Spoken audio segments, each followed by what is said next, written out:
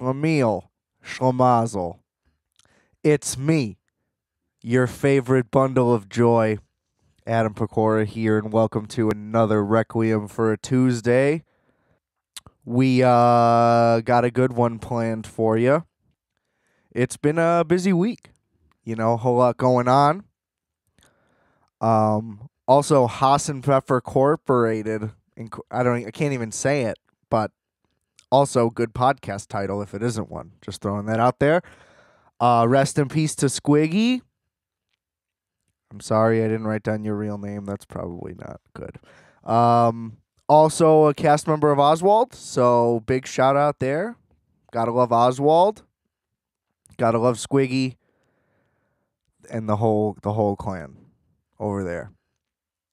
We're gonna do it. God, I fucking love that show. Somebody get me a Laverne and Shirley boxed set, please, and thank you. But don't. But yeah, maybe I'll watch it. I don't know. It's just like Me TV. It's always the same things. Give me a little variety. That's all. Yeah, I don't know. But, do the usual stuff. Instagram, adam.rfat, rfat.bigcartel.com for the merch. Rate, review, subscribe to the show.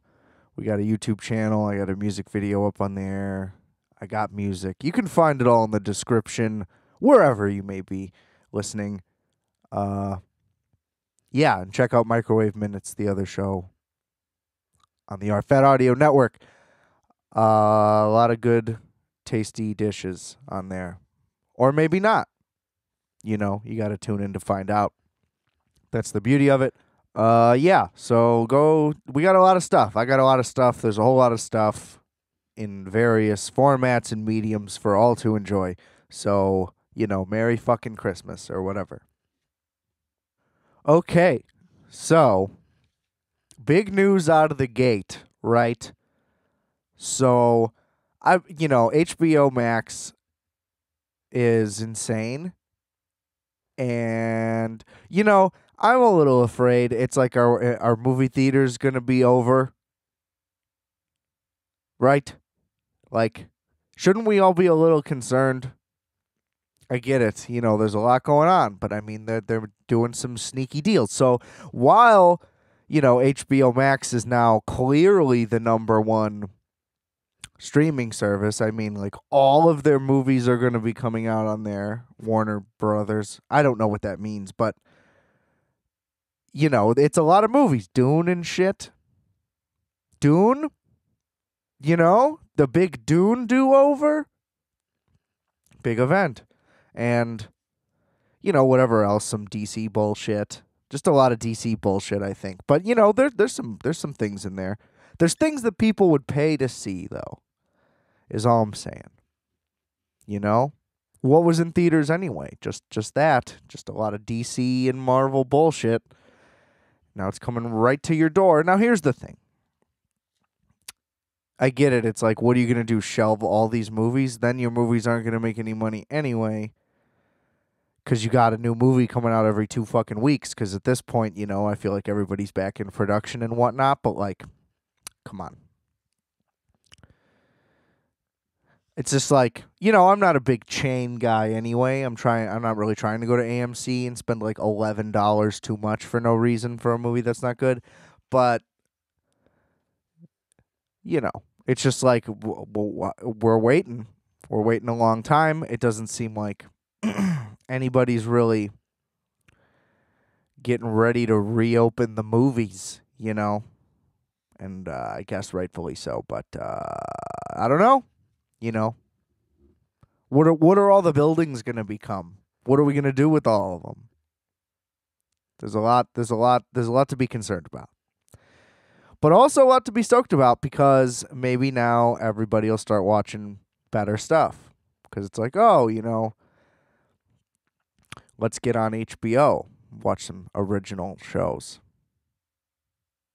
Because here's the thing, I canceled my Netflix account.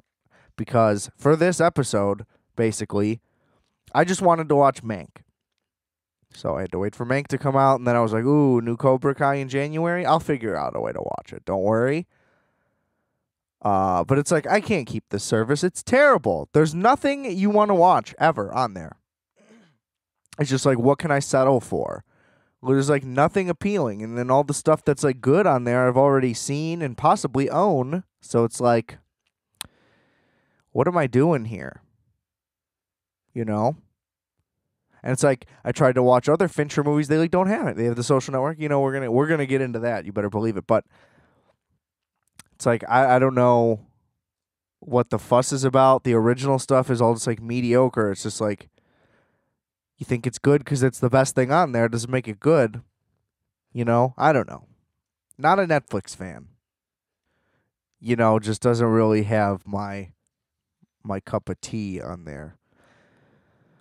Because you know what HBO Max does have is I watched it all in one sitting, was completely mesmerized, was How To with John Wilson. Don't know who the guy is. Never heard of him before. Don't care. It's not a big sell right off the bat, but you're sold on the fact that it's produced by Nathan Fielder, who is a fucking genius. You know, if you're not watching Nathan For You, which probably isn't on Netflix, I think it's on Hulu. Watch that. Genius. I say that with all the confidence in the world. So this show, I guess this guy is like a documentary filmmaker guy. And it basically is like the human elements of Nathan For You without the like, how do we fuck with these people? There's not as much of the like, we're going to humiliate the people on camera thing. It's more of just like, this guy's filming first-person things and then, like, narrating it cleverly, and then it twists in ways you can't imagine. And it also does the same thing Nathan For You does, where it's like, okay, how much of this is real and how much of this is scripted, and I can't tell who's an actor, or, like, how much is circumstantial, and it's just insane. Like, for example, there's an episode about scaffolding. Okay, and that somehow leads him into New Orleans. That's like some scaffolding convention or some nonsense. But like as he's there, I think it was while he was there, the Hard Rock Hotel thing, that tragedy where it just collapses, like that happens. So it's just like, obviously, you know, they didn't plan the thing to collapse, so that's an example of like a big coincidence, but pretty big coincidence, you know? And there's just a lot. There's more examples of things like that happening. Like, well, the way the show wraps up is basically like, I don't want to spoil it. I almost did it, but I'm not going to do it. But it wraps up. Let's just say most of the show was made before the pandemic, but it's nice. Great. 6 episodes, I think, real quick. You know, you're basically just watching like one long movie. And yeah, real smart. I'd run it back, rewatch Nathan For You all the time. It's just like you can see why he's connected to it and like why he'd be drawn into a thing like that. Also, just speaking of which, I believe he just has a full-on deal with HBO, period. So just like all the power to HBO right now. If they could have just been more clear on what app is what, who knows where they'd be right now. You know, nobody fucking knows what it is still, somehow. I thought it was pretty easy to figure out. You know, everybody just like made it overcomplicated. But, you know, they could have done a better job. You know, condense. But what can you do? You know? But yeah, so let's just dive in. Let's talk about Mank. Okay, so if you're not aware of Mank, it's the new David Fincher movie. If you're not aware of David Fincher, you know, again, grow up. I don't have anything to say to that yet. I'm going to get into him as a whole. I'm not really going to do like a ranking thing because like admittedly haven't seen it all. So that's, you know, a little sketchy. You can question my preparedness. That's fair. Part of it, didn't want to spend the money to rent the ones that aren't on anything. Because, you know, Jesus fucking Christ, God forbid that a generational filmmaking talent's movies would be available to watch somewhere. It's just like, I don't get what any of these people are doing. Get the rights to the good movies. That's what people want to watch. It's like, why do you think that all the movies in like the trending thing, if they're not just some new thing that Netflix is making forcibly trending, the rest of them are all just like recent masterpieces that nobody watched in the first place? And it's just like, come on, get your shit together. But yeah, there's only, let me think about it off top. Okay, on Hulu, there is Gone Girl, which watched for the first time, trying to get them all together. Holy shit, that's going to be a whole thing. And I think that was it. I could be wrong. Yeah, see, this isn't good. I don't really remember. But HBO only had Benjamin Button and Alien 3. Come on. And then Netflix had, I think, just The Social Network. And it went Zodiac, I think. Somebody had Zodiac, because I rewatched that recently. Anyway, they're not all there. They're not all anywhere. It's like, can we just get like half of them on one, half of them on another? Distribute it. Let us know what's where by who, please. But anyway, so Mank, I guess they did. I mean, I guess none of us really knew what it was going to be about specifically. It kind of had the same Once Upon a Time in Hollywood mysteriousness to it, where it's like, yeah, it's kind of it's about this thing a little bit. Whereas it's about the guy who co-wrote Citizen Kane with Orson Welles, which is good. I recently watched Citizen Kane for the first time, the first real time. There's an episode about that. Go find that.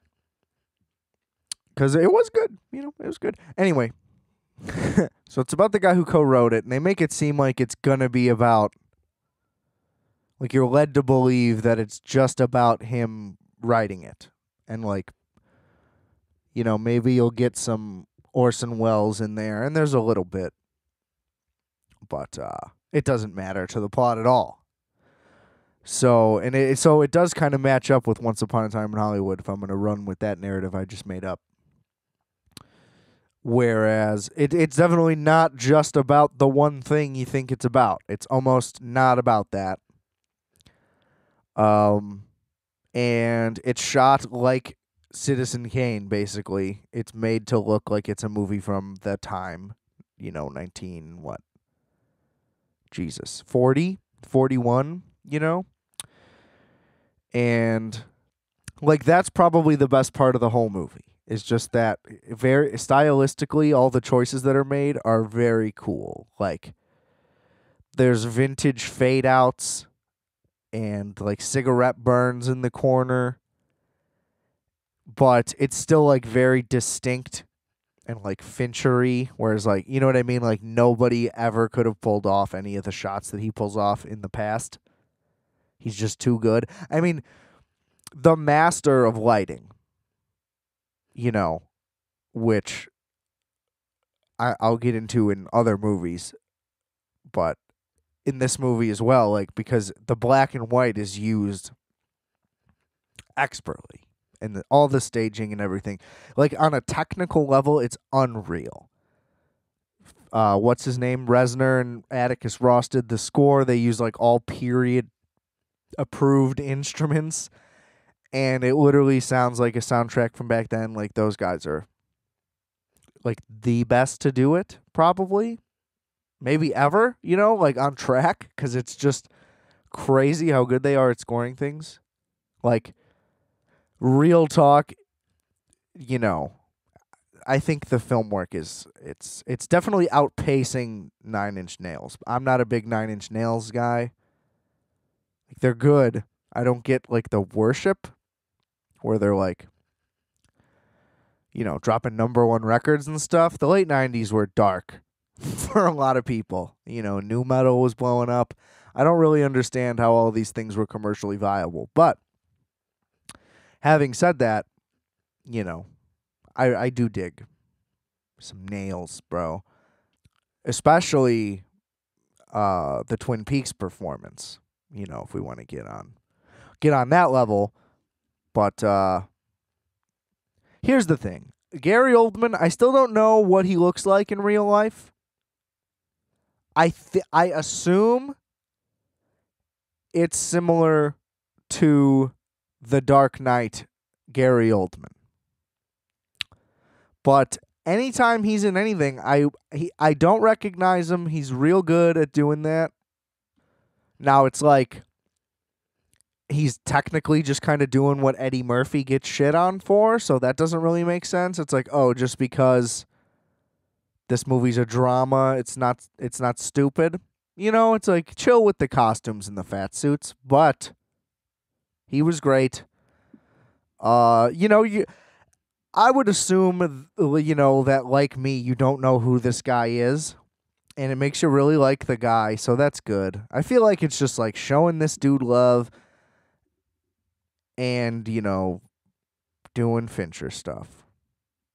Because I guess it was written by his dad who passed away a long time ago, which is very sad, but the thing is,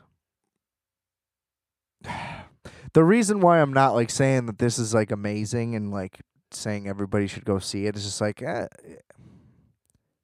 this didn't need to be David Fincher. Now, obviously, his dad wrote it. It's like his project.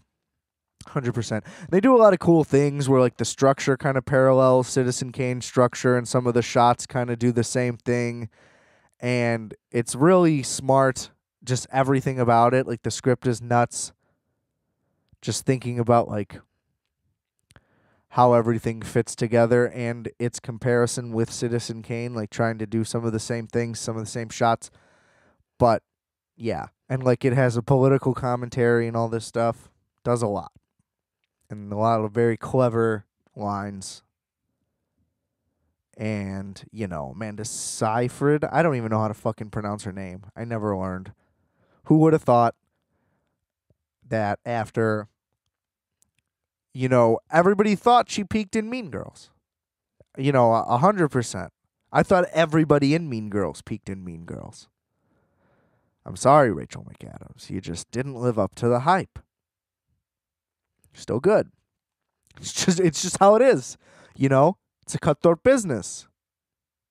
What's Tina Fey been doing? But here she is, Amanda Seyfried. Just fucking crushing it. There's already Oscar talk. I mean, come on.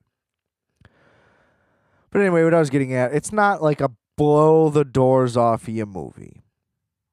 It's more of a, it's what you're going to get out of a period piece. I always like a making of the movie. Any meta type behind the scenes things.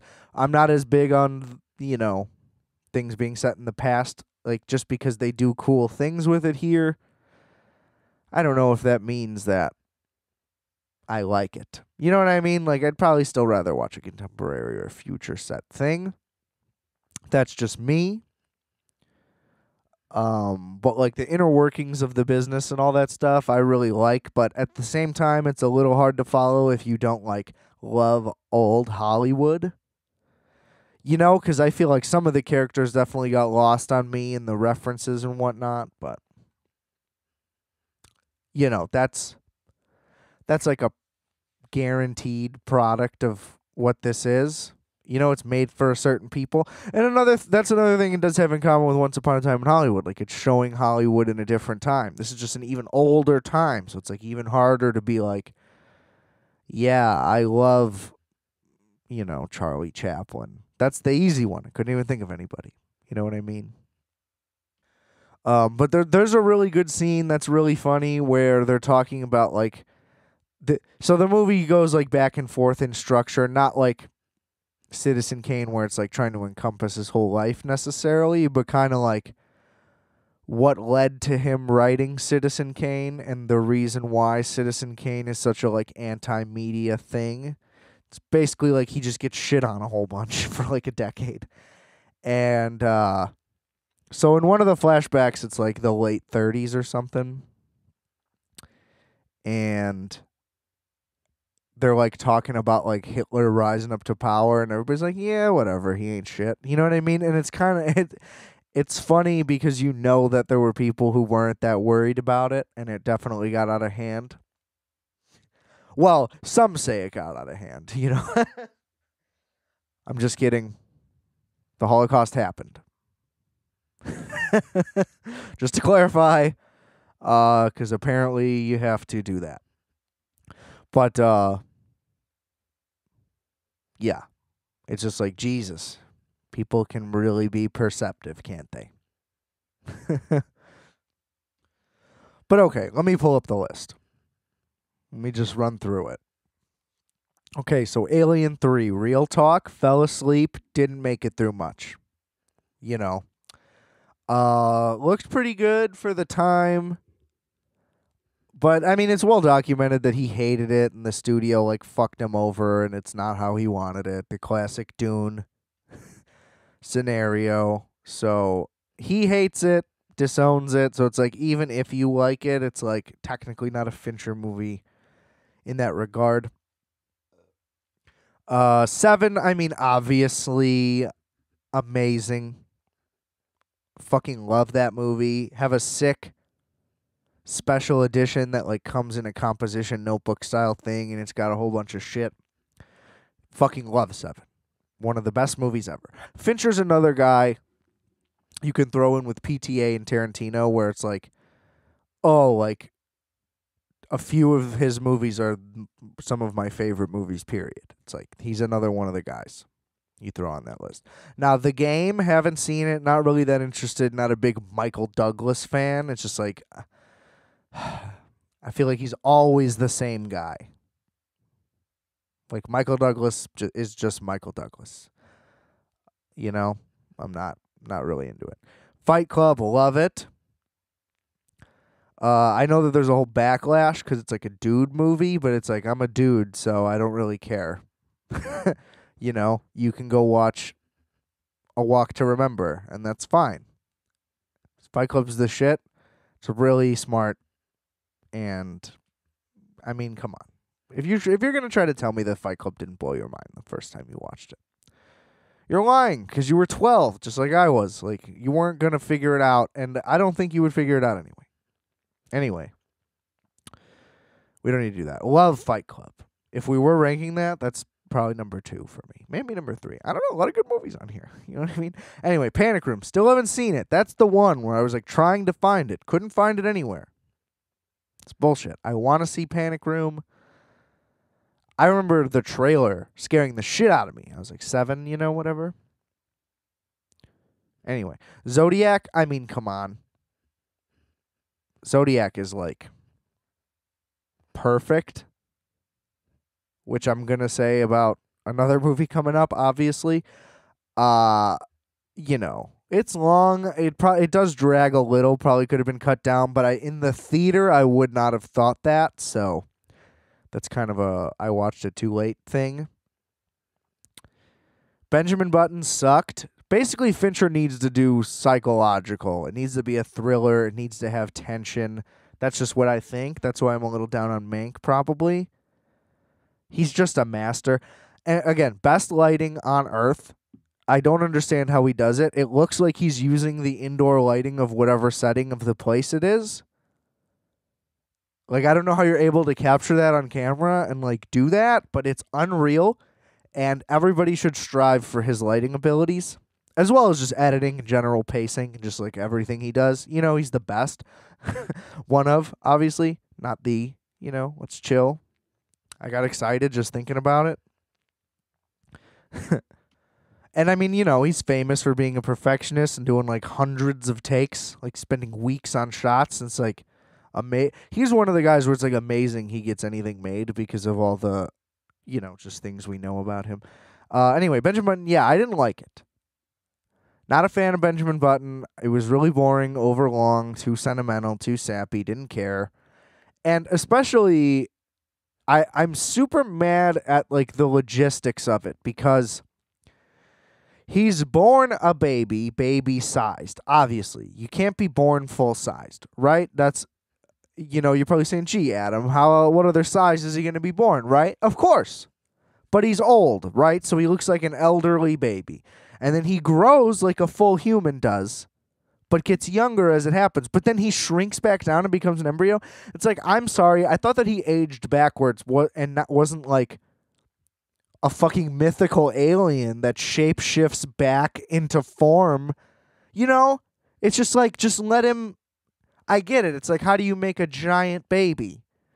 But he shrinks back. That doesn't make any sense. It makes me so angry that that's how that happens. And either way, I didn't like the rest of it. So, The Social Network, what can be said? It's the best movie ever made. I don't really have to get into too much of it. It's like, I could watch it every day. I fucking love it. Him with Sorkin, just a dream team. Trent Reznor again, come on. Dragon Tattoo, again, haven't seen it. Fucking up, I know. That one's not on anything either, though. What do you want me to do? I'm missing two of the big ones. Really, that's what I want. I got to get Dragon Tattoo and Panic Room in. Because I think I'm missing a lot. But, I'm not afraid to admit it. That's fine. I'm not going to pretend like I did. But anyway, watch Gone Girl for the first time. Holy hell.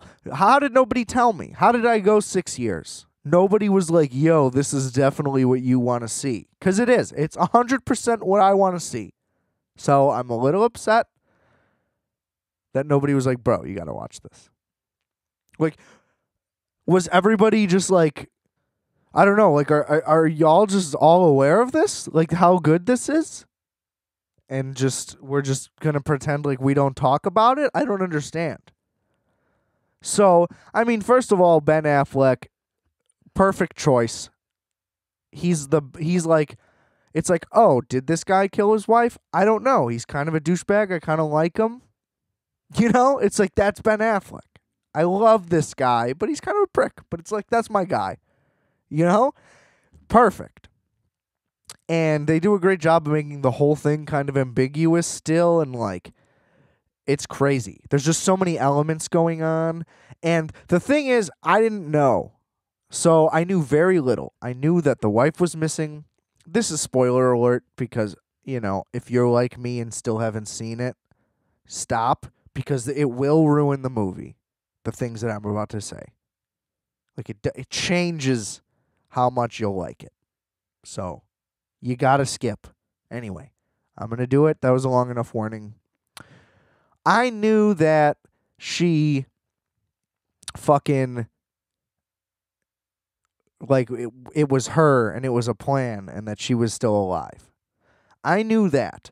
But that's it. I didn't know in what way, at what point of the movie. I thought that was the big reveal at the end. Like, you find out in a twist ending. And that the whole movie is like an unraveling of a mystery, like a whodunit, or, and it's just like, is or is he innocent? And that's the whole movie. And it just gets more and more dramatic and heavy, and more things. You keep finding out more things.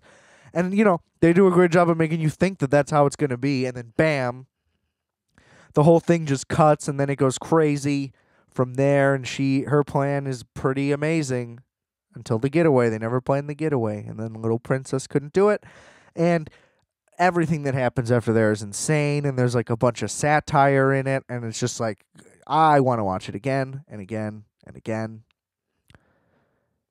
And Fincher's the man. That's all I'm saying. He strives for that perfection. And damn, does he achieve it multiple times. And again, the score for that is unreal. Your boy Trenty did it. Carrie Coon is amazing, who I am definitely going to be getting to, because the back half of this episode, as promised, is the Fargo recap. And you better believe we're talking Carrie Coon. This is a big Carrie Coon episode. This is the most pro Carrie Coon show you'll ever find. So don't, unless she has one or something like that. But whatever. We love Carrie Coon. She's fucking Meryl Streep part 2. How is nobody capitalizing on this? Put her in everything. She's the best. Okay? She was great in Gone Girl. She was great in Fargo. And, love you, David Fincher. But, he's pretty scary, I feel like, just by being that good. I feel like anybody that's that good at making things like that, like the murder scene in Gone Girl, which my biggest complaint is Neil Patrick Harris is too distracting. That was a poor choice. It should have been somebody either unknown or better. But that murder scene is so beautiful and demented and artistic and cool and just fucking sick. But I spent multiple times in the back half of that movie with my jaw dropped, just being giddy with excitement. Like, let's run it. This could be 4 hours. Holy hell. And everybody in it was amazing except for Neil Patrick Harris, but especially the actress. I don't know who that is. Rosamund Pike? I don't know what that is, who that is, what she's done. I didn't really look. But Jesus, she was fucking cold and perfect and became multiple people. But it's so cool how they just did like you still don't really know 100% of the story. Fincher's so good. So good. There's so much there without it being there. Anyway, I'm going to move on. You get it. You get my sentiments, I think.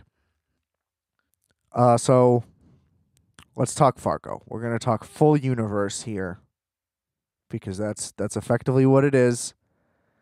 And I think that it's the right way to do it. So if anybody else were to try to take a movie and make a show, this is the right way, anthology style expansion on a smaller thing. Right? Like if you took The Godfather, too much scrutiny, too big, too much, too easy to fuck up. You'll ruin it. Everyone will be mad. Now, Fargo is a beloved movie. I'm going to talk about the movie first after this, but just think like, okay, they made, it failed, but they made a show out of Napoleon Dynamite. Safe. Beloved indie movie, but that. Not a huge fan base with, giant admirers and people who worship this thing and know everything about it. And it's like a high point in culture. It's like, no, it had a lot of buzz and it was big. Let's do it. And I just couldn't think of a better example off the top of my head, but like Fargo, especially, it had like a lot of time in between, and Noah Hawley clearly knows what he's doing. Legion was amazing for the most part. I didn't really get to the end. It got too much into the lore and all that, and I was more just into the visual style and all the crazy shit that was happening, and my girl Aubrey Plaza, the love of my life. But Legion's sick. And I wasn't always a fan of the movie. I'm not really a Coen Brothers guy, frankly. Like I like the Big Lebowski. No Country for Old Men's good. I like the book better. But it's just like I don't really get it. Their whole like Shakespearean Southern mist thing. Where it's like, oh, we're going to be weird, and it's going to be for a really smart intellectual reason that you're not aware of because you're a regular person. So it's like, oh, well, this is great. I'm sorry I didn't read The Odyssey. Or, whatever. I don't know. I'm making things up. But, I just don't get the thing. That's part of the reason why I don't, watch a lot of their movies. Like, I keep being told and seeing Raising Arizona everywhere, and it's like, that kind of seems like it'll be good. I'm interested in watching that. I think Nicolas Cage is a good actor. He's just in shit movies. I think I've been over that before, but it seems like it's interesting, but then I just think, then I'll watch it and it'll be nonsense, and it'll be, you know what I mean, and I just won't care. Same reason though I haven't watched Barton Fink. I just feel like there's just going to be a disconnect that I don't get. There's a bunch of their movies I kind of want to see, but there's also movies that I've seen of theirs that I hate, but there's also ones that I love. Love Llewyn Davis, for example. Absolutely despise Burn After Reading. Intolerable Cruelty. I don't think anybody likes that movie though. But, I don't know. Buster Scruggs, tried to watch that. Horrific. Oh Brother, Where Art Thou? It's fine. But Lebowski and Fargo, probably the best ones. Still haven't watched Hail Caesar. Again, I don't know what it is. I don't know how to explain it.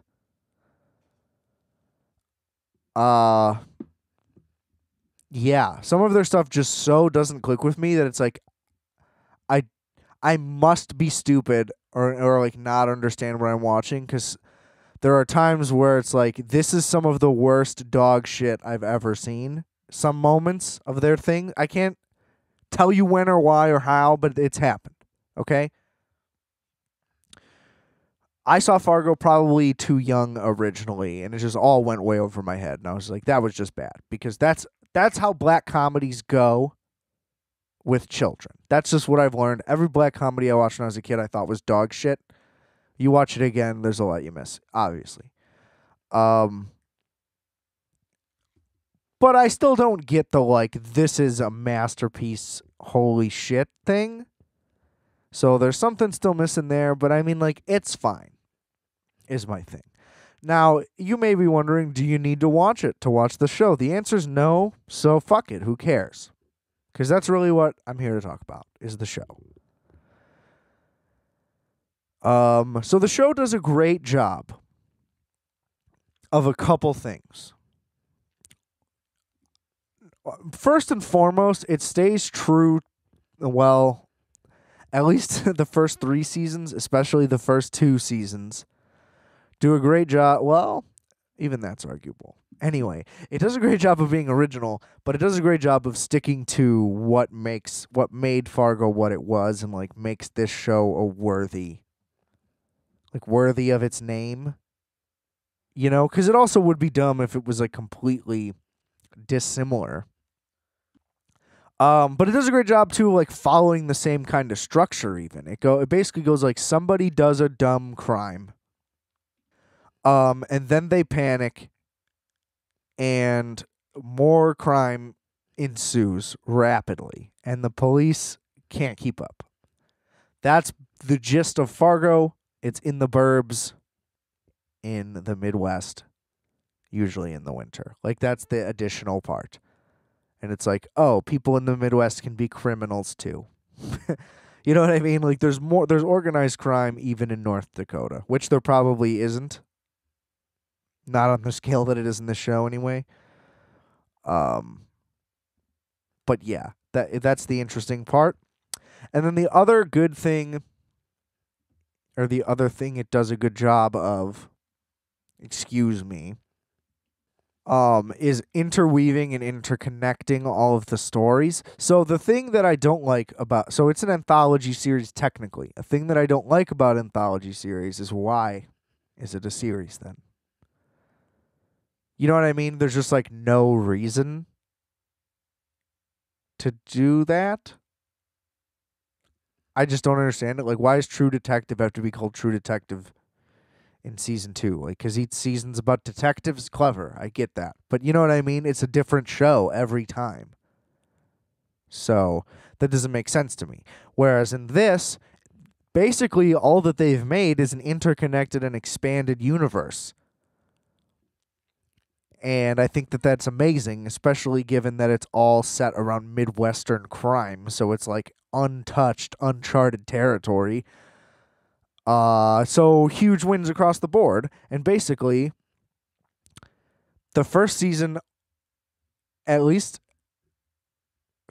I mean, unless I'm missing something, is basically a reboot of the movie in a long term, and they hash it out and expand it more. So my guy, Martin Freeman, a.k.a. Bilbo Baggins, that's right, where my Hobbit head's at. He's in the first one. Again, I didn't understand why he was in it or who he was. But now I like it even more. Like, retroactively, big season 1 head.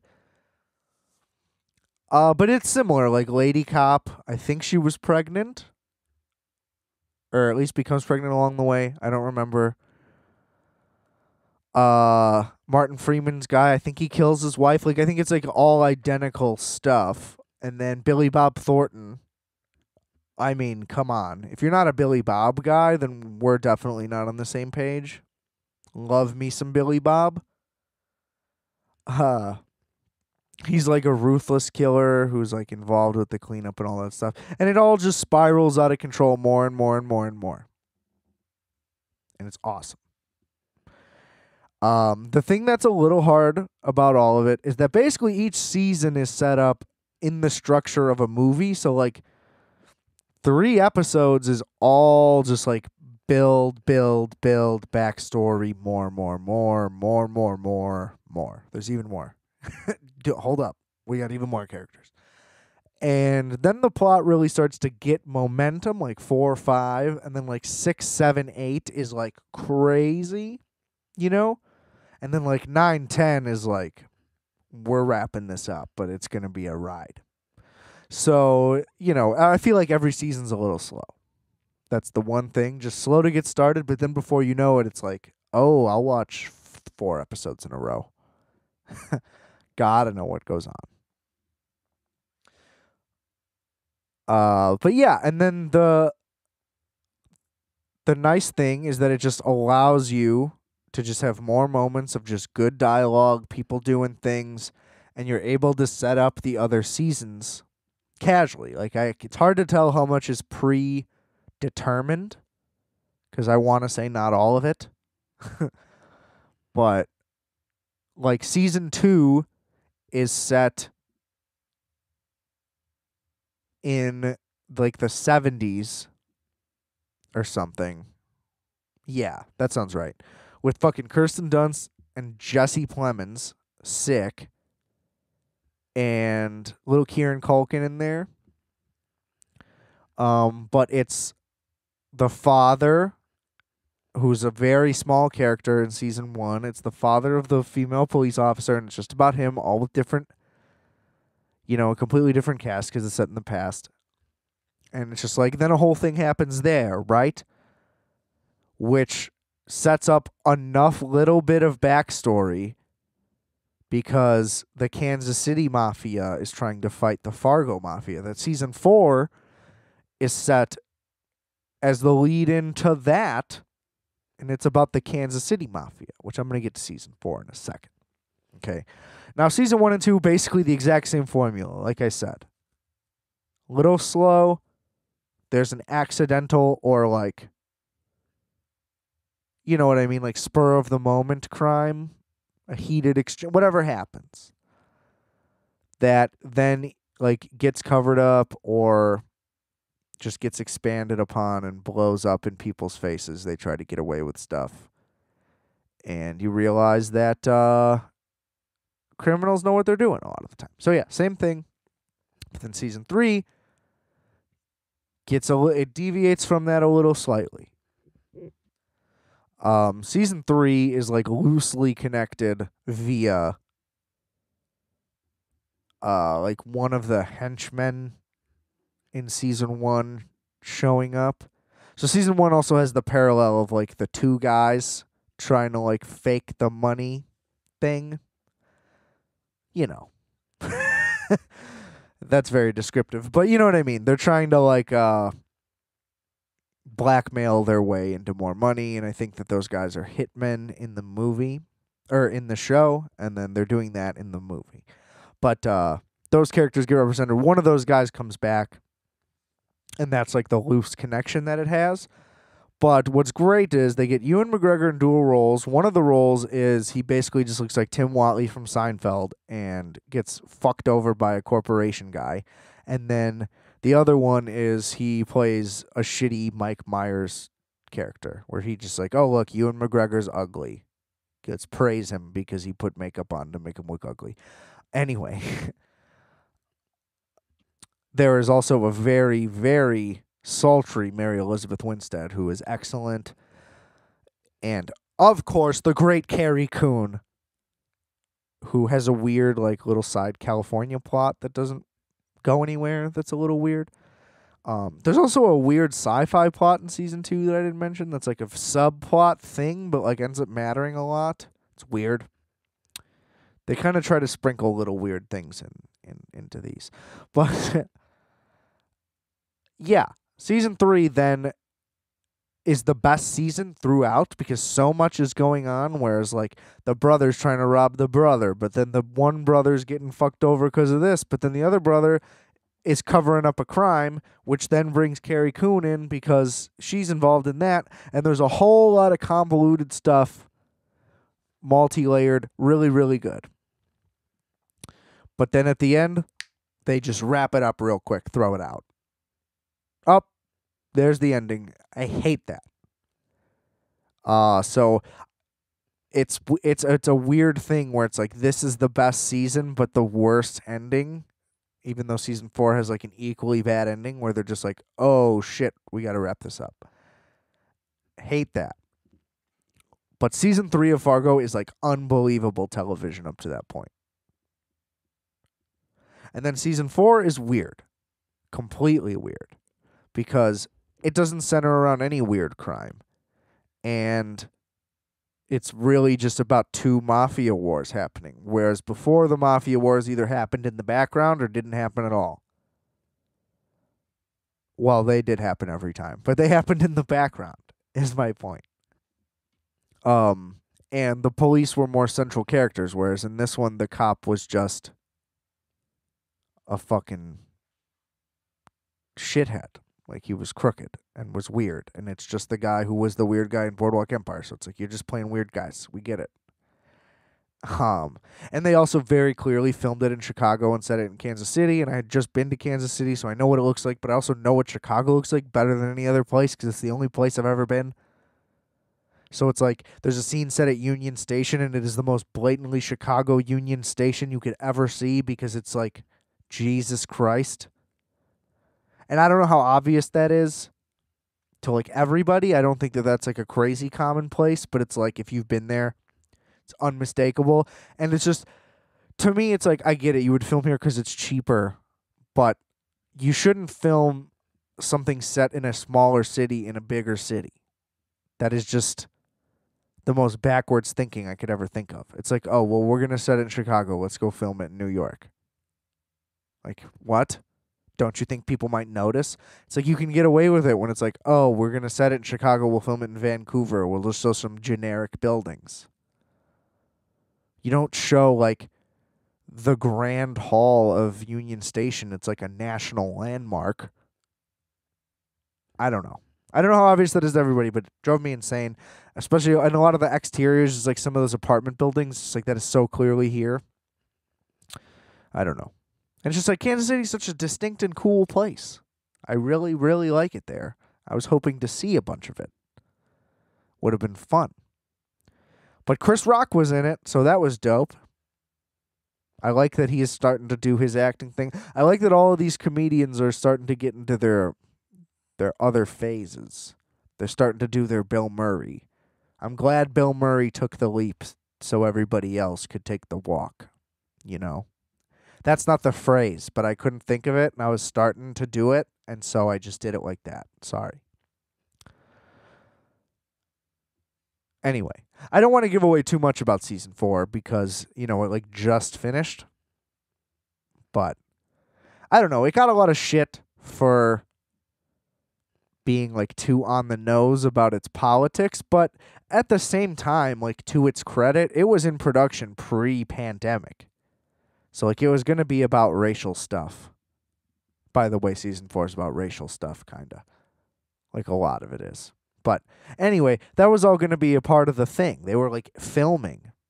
So it's like, it's not like this summer happened and they're like, all right, we got to capitalize on this. It's like, no, it would be less on the nose and probably better received had it not been screwed over by the pandemic, which is weird. But, you know, Jason Schwartzman, he's great at dramatic comedy where it's like he's an amazing straight man and he can play idiot better than anybody, pretty much. And I you know, I liked it. It's a great show, is what I'm getting at. Watch the show. Get yourself some Fargo in your life. Because, and I'm not naming a bunch of people that were in the cast, okay? We're talking, there's Ted Danson in one of them, Colin Hanks. I mean, you know, the list goes on and on. I just wanted to do a little vague overview.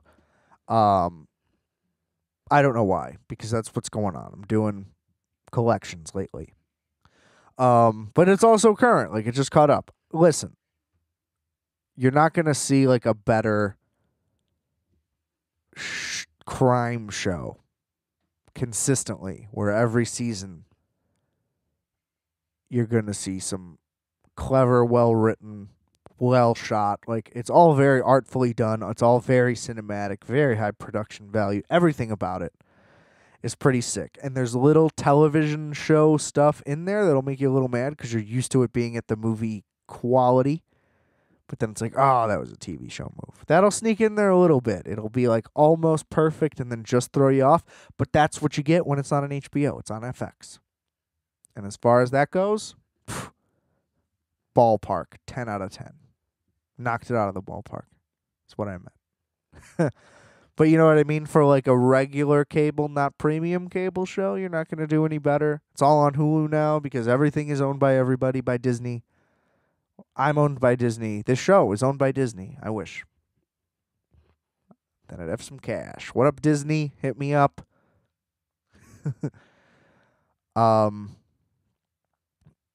But the show's better than the movie. I don't get the movie. I don't get the whole thing. But we're going to talk Carrie Coon because we're going to talk The Leftovers. Here's my Leftovers rant. And then we're peacing out. I'm not going to do a sports thing because the Bears are pathetic and they're sad and they make me sad. And I can't do it. I just can't do it. I don't want to do the rant. It's just like devastating and embarrassing. It's just like you go numb. You go numb. Anyway, so yeah. The Leftovers is the greatest show of all time, probably, and everybody wants to act like it doesn't exist. And now that everybody's signing up for HBO Max, that's right, I'm calling it back. Full cycle. I knew what I was up to. Fucking watch the show. It's amazing how just nobody is willing to do it. Nobody even watched it at the time. The second season ended, there was a big push for it. This is how I got into it, okay? There was a big push for it. I was like rewatching Entourage or some shit, which, you know, the most fun show of all time.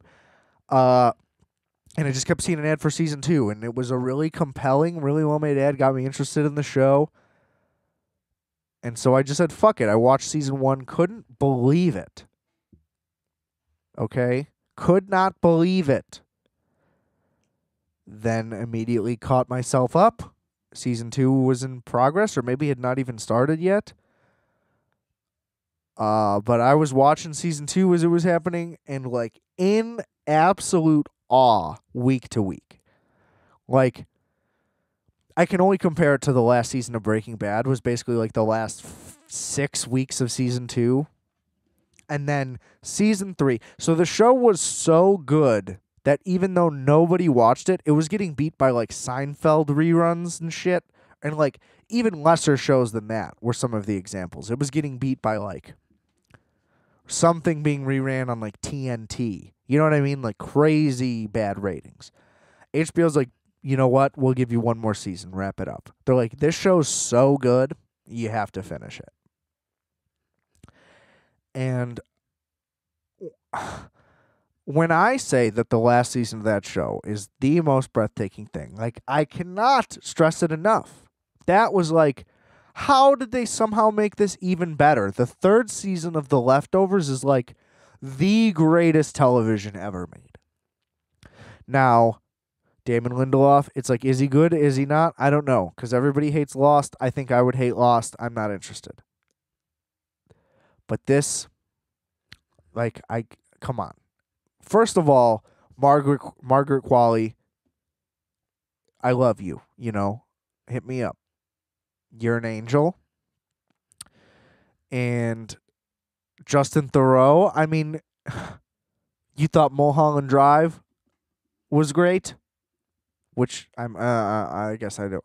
Do I want to say that The Leftovers is better than Mulholland Drive? That's a crazy comparison to make in the first place. So I don't know about that. But just what a hunk. And Carrie Coon, one of the greatest characters in modern time, certainly, that I've ever seen. and she is just unbelievable. So she plays a woman who, for those who you don't even know what it's about. I've been talking about the show like anybody even has heard of it before. 2% of the Earth's population mysteriously disappears. This is about one family's journey in the aftermath 2 years later and forward. There's like cults that are formed and the whole world has changed, and it's like a whole dramatic thing, but it's like trying to realistically portray how the world would change after such a crazy event, basically. So Carrie Coon is a woman. I keep just calling her Carrie Coon. She plays a woman named Nora Durst in the show, and Nora Durst loses her entire family. She had 3 children, 2 or 3 children, and her husband, and they all disappeared.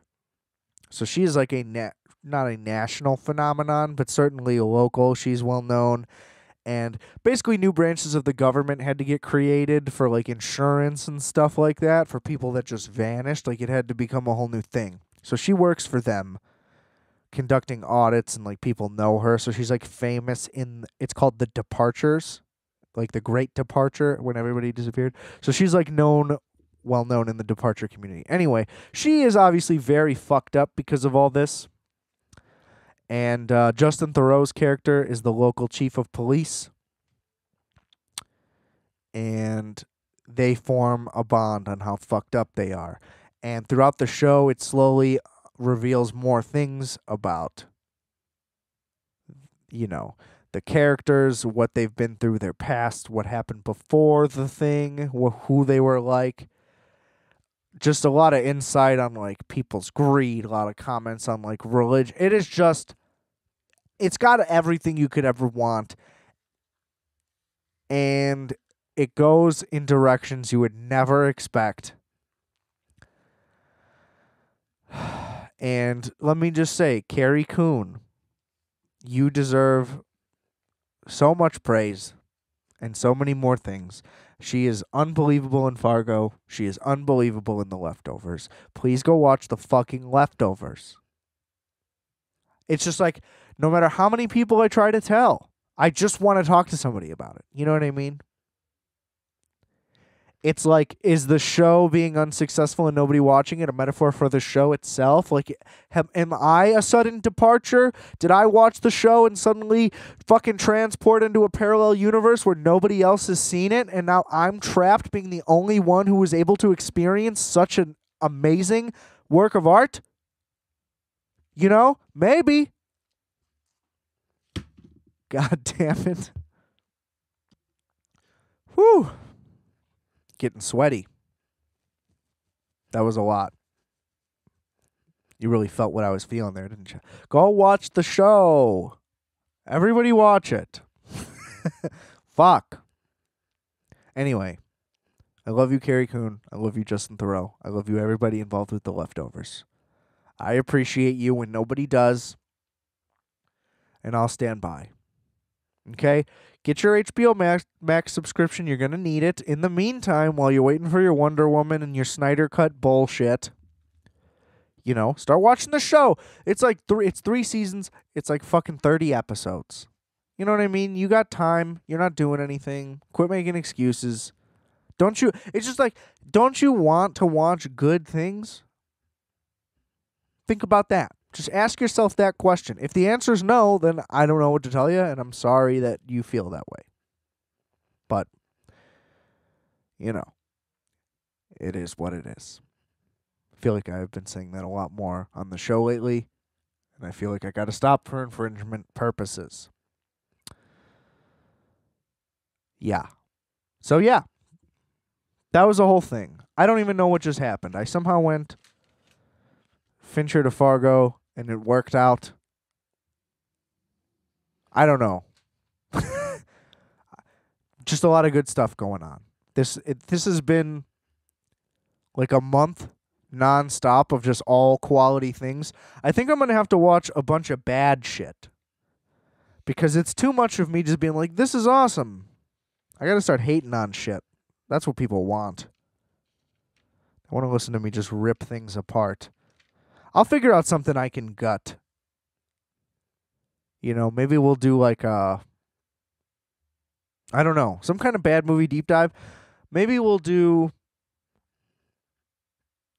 I don't know, the best part fives or something crazy. I'll figure something out. Maybe it's good to go into a week without a plan. That's also a possibility. I've been going in with a lot of plans lately. Maybe I'm feeling spontaneous. We'll see. We'll see what happens.